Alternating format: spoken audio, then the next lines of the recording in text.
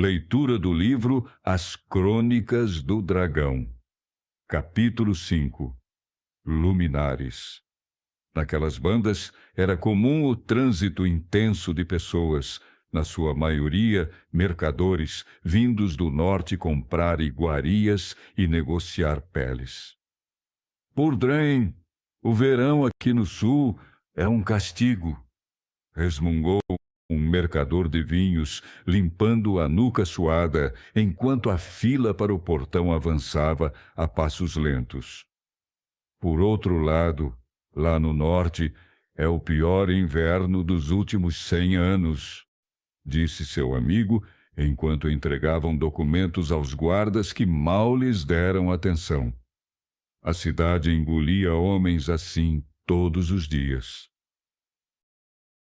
Entre carroças rangentes, vozes ásperas e o cheiro de poeira quente, Ailin e Arif avançavam pelas vielas estreitas, curvados sob capuzes simples e gastos. Arif, você e essas suas ideias de Jerico, isso não vai dar certo, sussurrou Ailin, puxando o capuz para esconder as mechas loiras que insistiam em brilhar ao sol. Isso não vai dar certo. Você se preocupa demais, retrucou o irmão com um meio sorriso imprudente. Quando foi que eu te meti em problemas? Toda vez você nos mete em merda, ela respondeu. Arif apenas deu de ombros e seguiu adiante, olhando fixamente para o final do beco, onde se formava uma fila de jovens e velhos cavaleiros. Dessa vez vamos conseguir, eu. Ora, se não são os últimos remanescentes da casa luminar perdidos num lugar assim, disse uma voz rouca, quase fraca demais para ser ouvida. Ambos congelaram. Arcebispo Merdi, disse Ailin, surpresa escapando-lhe antes que pudesse contê-la. O velho surgiu da sombra de um arco de pedra, envolto em vestes simples negras, os olhos escuros atentos como corvos. Observou-os por um instante longo demais. O que fazem fora de seus aposentos, meus lords? Vou me escrever para as justas do dia de Drain, sua santidade, respondeu Arif. O arcebispo suspirou, pesado. Como sempre, Arif, jovem demais e idiota demais para pensar nas consequências de seus atos. Ele pensou, mas logo ponderou com o pouco de sensatez que lhe restara. Meu príncipe, sabes que não podes, se os Velshars pegam vocês aqui, certamente serão repreendidos. Arif, porém, deu de ombros e disse, mas, sua santidade nós, com a voz firme. O arcebispo Merdi o interrompeu. Chega, ordenou. A mão de Merdi foi rápida, firme. Puxou Arif pela orelha como se ainda fosse um menino. Voltem aos seus aposentos. Imediatamente. Enquanto isso, longe dali, além das muralhas, Auria nunca descansava. A cidade respirava gente, ruído e pressa, como se parar fosse um luxo reservado apenas aos mortos. Yarin atravessava o mercado com a familiar sensação de estar invisível. Para a multidão, era só mais um corpo em movimento. Para ele, cada rosto era uma possibilidade. Cara, uma menina que não aparentava mais que 12 ou 12 anos, seguia ao seu lado, pequena demais para aquele mundo, teimosa demais para ignorá-lo. Você tem certeza disso, irmãozão?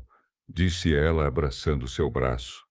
Seu irmão apenas respirava fundo e observava com um olhar distante demais para uma pessoa de tão pouca idade.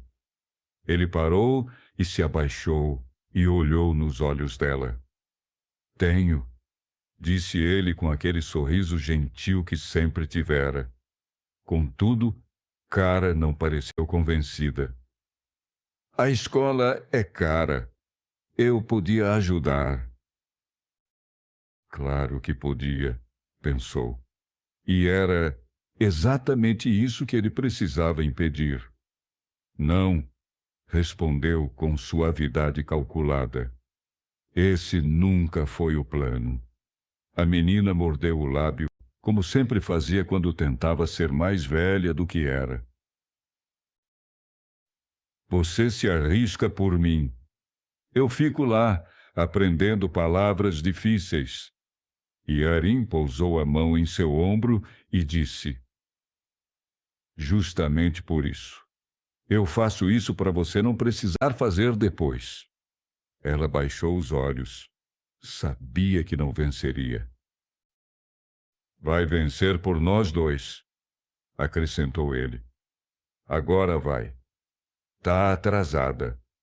A despedida veio em forma de abraço, apertado e rápido, como se ambos temessem que, se demorassem, não teriam coragem de se soltar. Quando o cara desapareceu entre as barracas, Yarim deixou o ar escapar dos pulmões. Só então sentiu o cansaço. No bolso restavam 2 míseros solares, o preço exato de nada. Preciso ganhar mais dinheiro, ele pensou, e logo guardou o que tinha, antes que alguma mão leve passasse. Enquanto caminhava, avistou um grupo de viajantes perto da praça. Roupas limpas, passos distraídos. Gente de fora sempre acreditava que Auria era só comércio e beleza. Ele quase sorriu. Quase. Uma banca de flores quebrou sua linha de pensamento. Lírios, brancos e azulados, e alemínia, flores que não pertenciam àquela cidade, assim como o sentimento que crescia em seu peito ao vê-las. Direto da cidade das flores, meu jovem. Não vai encontrar nada assim em Áurea, eu garanto. Gabava-se a velha vendedora. Marli, a jovem bela de cabelos amarelos e sorriso generoso, fazia seu coração errar as batidas só em pensar nela. E Arim sabia que não devia. Sabia que não podia. Ainda assim entregou as moedas que tinha para o jantar. Depois eu dou um jeito, dizia a si, enquanto seguia carregando aquele buquê. Caminhou até a Rua dos Reis, com as flores nas mãos, ensaiando palavras que nunca diziam tudo o que sentia. Então parou. Seu coração bateu forte contra as costelas quando viu ela parada na porta de sua casa, com aquele sorriso largo. Ela estava ali, mas não o esperava. Ela nem sequer percebera que ele estava chegando. Seus olhos estavam brilhando para outro lado, outra coisa, uma outra pessoa. Um cavalo branco se aproximou dela junto a seu cavaleiro. O homem de armadura limpa, postura segura, alguém acostumado a ser desejado. Marli sorriu para ele, um sorriso que Yarim conhecia e que nunca fora só dele. Eles conversavam qualquer coisa e pareciam se divertir. Então ele veio, o beijo. O beijo foi rápido, natural, como algo que já havia acontecido antes. Yarim não conseguiu se mover, não gritou, não chamou. Apenas sentiu os lírios escaparem de seus dedos e caírem na rua, esmagados pelos passos alheios. Claro, pensou. Era óbvio, ela nunca realmente o quisera. Afinal, ele não passava de um ilusionista qualquer que mal tinha o que comer. Andou sem destino, deixando a cidade decidir por ele. Seus dedos continuavam ágeis, mesmo quando a mente estava em pedaços, fazendo um truque aqui e outro ali, enganando turistas, ganhando de um bolso descuidado após o outro. Algumas moedas, o suficiente para...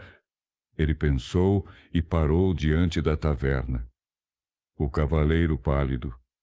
Esse maldito lugar. Sempre acabo vindo parar aqui. Então, entrou e caminhou até o balcão. O que der por isso, disse, empurrando o dinheiro pelo balcão. A cerveja estava morna, amarga, quase ofensiva.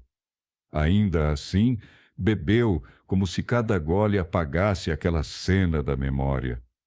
Caneco após caneco, sua lucidez foi dando lugar à tontura. Ele sentia a cabeça girar, mas pelo menos os pensamentos de Marli e do homem rico em seu cavalo branco começaram a se dissipar, ainda que momentaneamente. Foi quando tudo começou a dar errado. Ei, você aí, disse uma voz áspera. Ele fingiu não ouvir. Talvez dessa vez não seja comigo, ele pensou. Passos pesados se aproximaram, um deles perto demais para ignorar. Achamos que você tem algo nosso. Yarin virou devagar. O mundo girou meio segundo antes de se ajustar. 3 homens. Grandes. Não estavam bêbados. Não estavam perdidos. Era o tipo de homem que não vinha à taverna para esquecer. Vinha para cobrar. O da frente tinha o nariz torto e cicatrizes que não contavam histórias heróicas, só sobrevivência. Eu te vi no mercado, disse ele, esbarrando nas pessoas. Você me roubou, rato. Yarin piscou, tentando puxar foco de uma mente que ainda escorria cerveja. Não sei do que está falando, respondeu, a língua pesada demais para mentir direito. Agora, se me dão licença, tentou se levantar. Nem chegou à metade do movimento. A mão veio dura no peito e o jogou de volta ao banco. Você não vai a lugar nenhum, o do nariz torto disse. Cadê meu dinheiro? Grunhiu um deles. Me solta, disse Yarin, batendo na mão dele. Mas o homem era rápido e agarrou ele pelo colarinho. Yarin tentou reagir, mas o corpo não acompanhava. O álcool atrasava tudo. Pensamento, reflexo, esperança. Os outros 2 pegaram sua velha bolsa que carregava pendurada e derramaram tudo que tinha lá. Aqui, disse um deles, erguendo as moedas como prova. Yarin abriu a boca. Isso não. O soco veio antes da frase terminar. Seco. Preciso.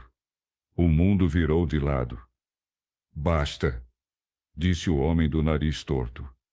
Isso é o suficiente para os senhores do castelo. Castelo? Mas que merda essas bostas estão falando? Yarin pensava. Vamos ver o que eles fazem com um ladrãozinho. O outro dizia. Enquanto isso, as putas e os clientes da taverna olhavam e resmungavam qualquer coisa. Mãos o agarraram o jovem ladrão pelos braços.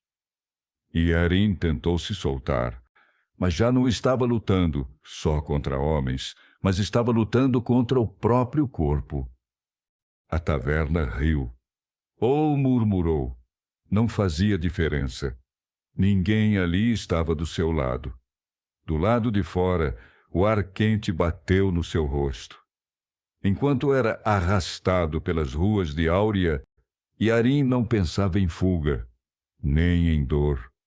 Pensava em Kara, que era a única coisa que importava no meio daquilo tudo. Nesse meio tempo no castelo, Arif e Ailin estavam confinados a seus aposentos, vivendo uma existência repleta de vigilância, humilhação e medo. Ailin estava sentada junto à janela, costurando um pequeno estandarte com o símbolo de sua casa. O sol dourado sobre ondas azuis. Seus dedos se moviam com precisão, mas sua expressão era distante. Eles não vão parar, Arif, murmurou ela. Malane Velshar quer destruir o que resta de nós, e Valen é pior. Arif, que estava afiando um punhal na mesa ao lado, olhou para a irmã com olhos endurecidos. Ele é um covarde, Ailin, como o pai. Não conseguiram tomar Lumiar sem trair a coroa, e agora só conseguem impor o medo. Um dia, Áurea se levantará contra eles. Antes que Ailin pudesse responder, a porta foi arrombada com um estrondo. Valen Velshar entrou furioso, seguido de Malane e 2 guardas armados. Sua presença encheu o quarto de tensão. Vocês 2! Gritou Valen, apontando um dedo acusador. Onde está o meu colar? O colar de rubi que meu pai me deu. Ailin se levantou de supetão, o tecido em suas mãos caindo ao chão. Não sabemos do que está falando, Valen. Não temos nada seu. Malane deu um passo à frente, seus olhos sombrios cravados nos 2. Revistem o quarto, ele ordenou. Os guardas começaram a revirar cada canto. Roupas foram jogadas ao chão, móveis deslocados, até que em um baú no canto, um deles ergueu um colar brilhante. Era feito de ouro com um rubi reluzente no centro. Aqui está, anunciou o guarda, entregando o colar a Malane. Ailin deu um passo à frente, o rosto vermelho de indignação. Isso não é nosso. É uma armação. Malane a silenciou com um gesto brusco. Não há desculpas para ladrões. Vocês desonram o nome dos luminares ainda mais.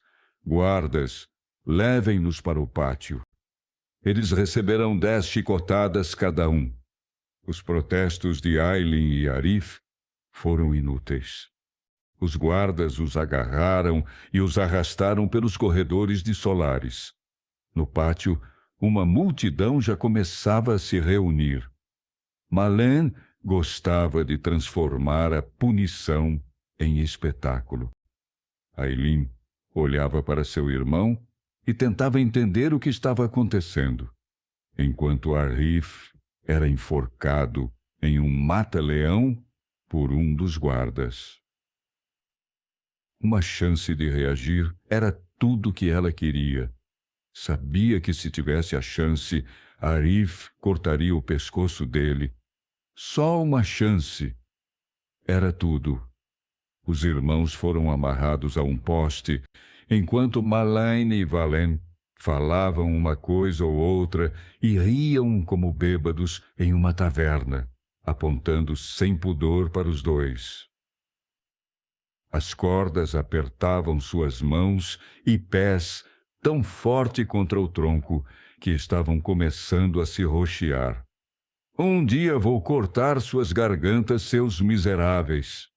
Arif dizia a si mesmo, enquanto encarava aquelas pessoas que mais pareciam um monte de bosta, enquanto o gosto de sangue impregnava sua boca. A poucos passos deles, os guardas preparavam o chicote. A multidão assistia em silêncio, começava a se formar. Um a um os curiosos iam chegando, alguns com olhares de piedade, outros resignados. Ailin olhou para o céu, onde o sol se erguia como um lembrete cruel de sua antiga glória. Antes que a punição começasse, Valen se aproximou com um sorriso sarcástico. Ah, meus queridos vassalos, sabem, vocês poderiam ter evitado isso, se não fossem tão teimosos. Arif cerrou os dentes, resistindo à provocação, mas Valen se inclinou para Ailin, sua voz agora apenas um sussurro que só os dois podiam ouvir. Espero que tenham gostado do meu teatrinho. Foi fácil mandar um dos meus homens colocar o colar no baú, mas não se preocupem, tenho mais truques guardados. Ailin o encarou, seus olhos cheios de fúria. Um dia, Valen, você pagará por isso. Ele apenas deu de ombros, afastando-se com um riso. Talvez, querida, mas não hoje. O som do chicote cortando o ar foi a última coisa que Ailin ouviu antes de tudo se transformar em dor.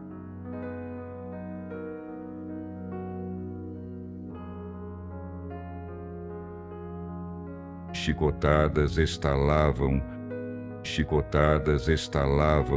cortando a carne e banhando o pátio âmbar do castelo de Solaris com o rubro do antigo sangue real. E do outro lado da cidade, Yarin era arrastado até uma velha carroça, amarrado como um porco prestes a ir para o abate. Naquelas alturas ele já estava inconsciente de tanto apanhar daqueles homens que diziam estar levando ele ao senhor da cidade. A noite já começava a sequestrar os últimos raios de sol. Os irmãos luminares voltaram aos seus aposentos, suas costas marcadas pelas chicotadas. As feridas eram profundas, o sangue não cessava, encharcando um cesto inteiro de toalhas que as criadas usavam para tentar conter as hemorragias. A dor física era intensa, mas a humilhação era ainda pior.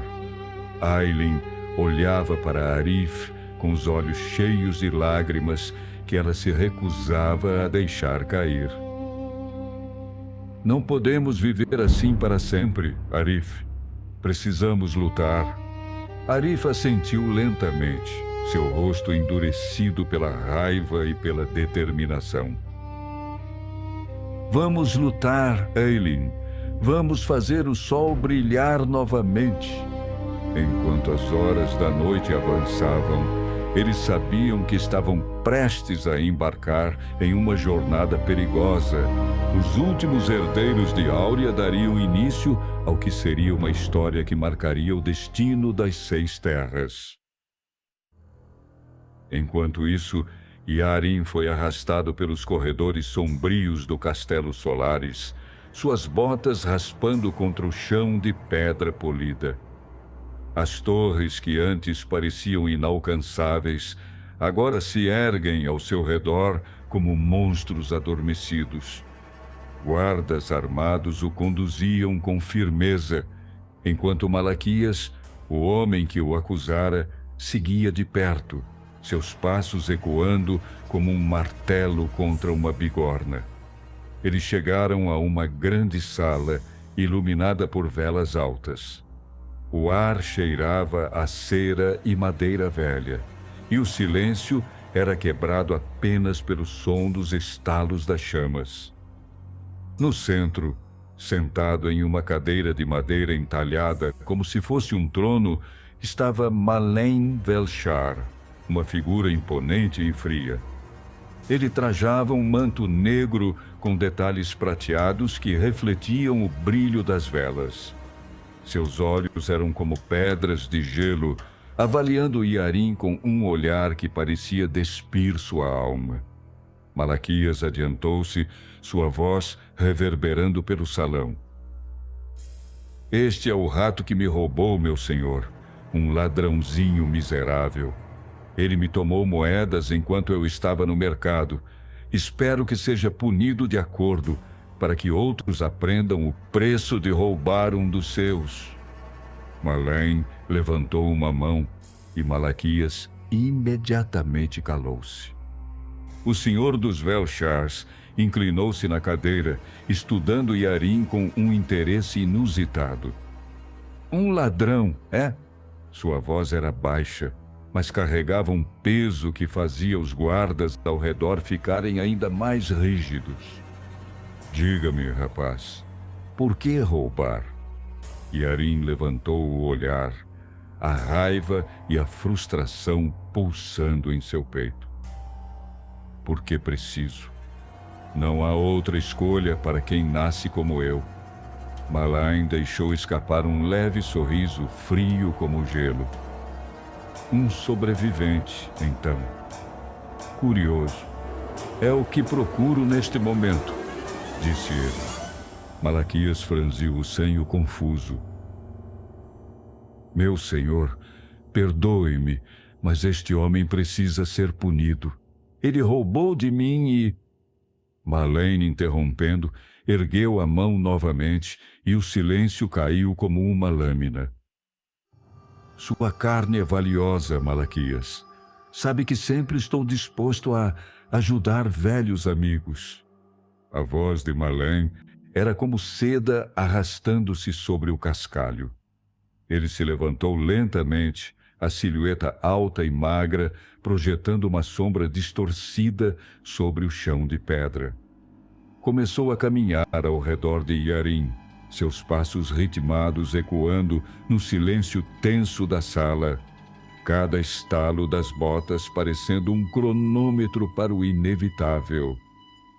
Provavelmente esse será meu fim, pensava Yarin, sentindo o suor frio escorrer pela nuca. Que merda de jeito de morrer!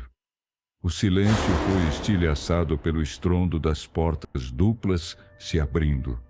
Um grupo de guardas irrompeu no salão, as armaduras tilintando em um ritmo frenético que denunciava o pânico. Meu senhor! Exclamou o que liderava o grupo, a respiração curta e o rosto pálido sob o elmo. Mas que diabos fazem aqui? Rosnou Malain, a polidez desaparecendo instantaneamente, substituída por uma fúria gélida. Milord, os irmãos Luminar. Eles escaparam, anunciou o guarda, a voz falhando na última sílaba. O movimento de Malain foi um borrão.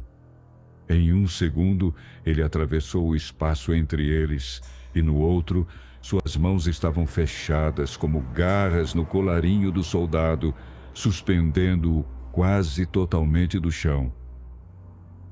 Como é? As palavras saíram baixas, perigosas, como o aviso de uma tempestade. O guarda engoliu em seco, os olhos arregalados fixos no rosto retorcido de Malain. As criadas foram feitas de reféns, milord, e Arif matou um dos guardas. Eles tiveram ajuda interna. Antes que pudéssemos selar o setor, eles já haviam passado pelos portões inferiores.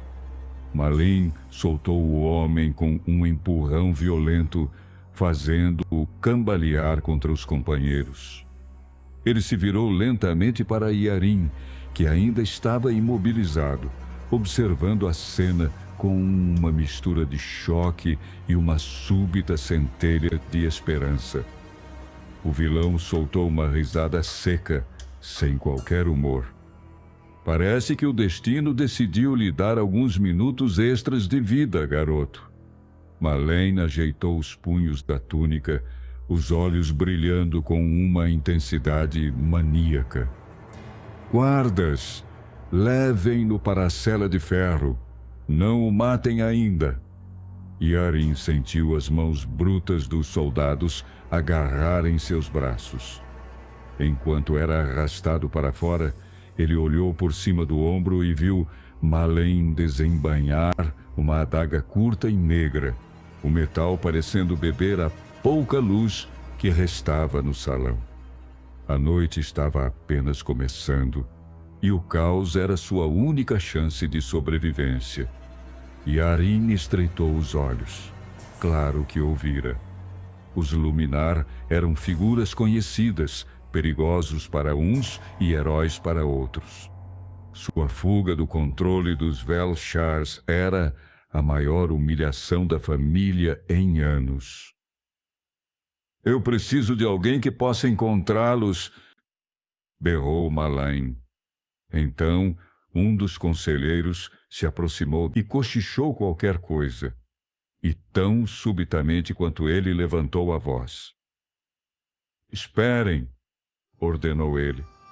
Tragam este vermelho aqui. Ele parou diante de Yarin, cruzando os braços. Você parece ter as habilidades certas. Yarin deu uma risada amarga, balançando a cabeça. Prefiro ser punido a ajudar um Velshar, retrucou o jovem. O sorriso de Malain desapareceu, substituído por um olhar frio e calculista. Ele se inclinou, falando em um tom quase gentil, mas cheio de ameaça. Pense bem antes de recusar, rapaz. Você tem uma irmã, Cara, não é assim o nome dela, matriculada em uma escola de feitiçaria dos Velshars, não tem? Que interessante. Sabe, coisas ruins acontecem com pessoas boas o tempo todo. Yarin congelou. A menção de Cara foi como uma lâmina contra sua pele. Não ouse tocá-la, disse ele entre dentes. Malain inclinou a cabeça, fingindo inocência. Tocar nela? Não, claro que não. Mas quem pode dizer o que pode acontecer em um lugar tão perigoso? Crianças desaparecem, acidentes acontecem. É a natureza do mundo. A raiva de Yarin queimava em seu peito, mas ele estava preso. Se dissesse não, ele sabia o que isso significava para ela. Engoliu em seco, sentindo o gosto amargo da derrota. Você é um desgraçado, murmurou. Malain sorriu. Talvez, mas sou um desgraçado prático. Você começará imediatamente. Yarin nada respondeu, apenas cerrou os punhos enquanto Malain retornava ao seu trono. Ele sentia que acabara de vender sua alma, mas ao menos Cara estaria a salvo, por enquanto. Malain observou o silêncio de Yarin com um sorriso satisfeito, como um predador que acabara de capturar sua presa. Ele se aproximou novamente, dessa vez falando com uma suavidade que era tão ameaçadora quanto qualquer grito. Claro, devo dizer que não sou ingrato. Enquanto você trabalhar para mim, sua irmã será cuidada. Ele fez uma pausa, o sorriso crescendo em seus lábios. Não apenas cuidada. Cara terá os melhores professores da escola de feitiçaria. Não precisará mais pagar um único réis. Tudo estará sob minha proteção. Os olhos de Yarin estreitaram-se, sua mente girando com o peso das palavras de Malain.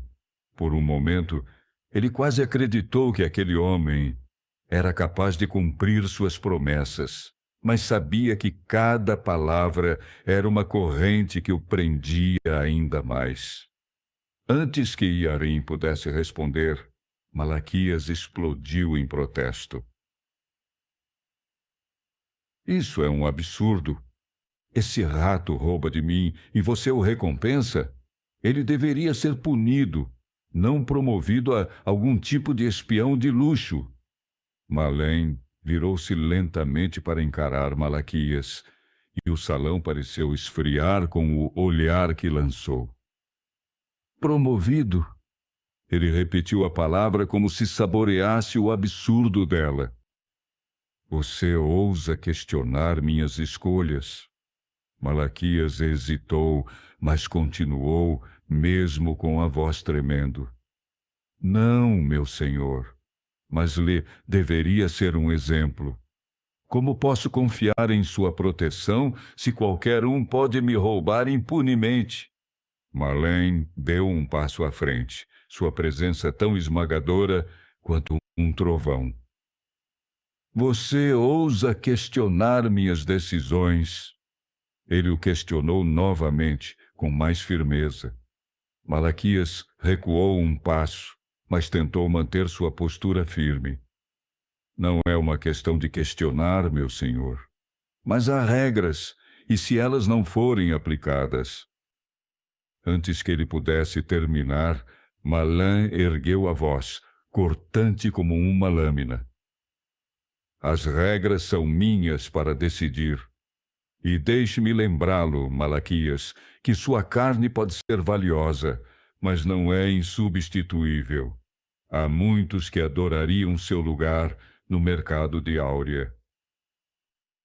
O rosto de Malaquias empalideceu, sua boca abrindo e fechando como a de um peixe fora d'água. Malã continuou, agora em um tom mais baixo, mas carregado de veneno. Se preferir, posso garantir que suas preocupações desapareçam junto com sua posição, ou com você, caso insista. Malaquias não respondeu. O silêncio foi sua rendição. Ele abaixou a cabeça em um gesto submisso, murmurando algo que Malém ignorou. Malém virou-se novamente para Yarim, sua expressão mudando para uma máscara de falso interesse. Está decidido, então. Sua irmã estará em segurança e receberá tudo o que precisa para se tornar uma grande feiticeira. Você trabalhará para mim, e enquanto fizer isso, tudo estará bem. Ele sorriu, mas havia algo cruel naquele sorriso. Lembre-se, Yarim, tudo estará bem, enquanto você for útil para mim. Yarim apenas assentiu, sabendo que qualquer resposta só o mergulharia mais fundo na teia de Malém. Ele sabia que acabara de entrar em um jogo perigoso, onde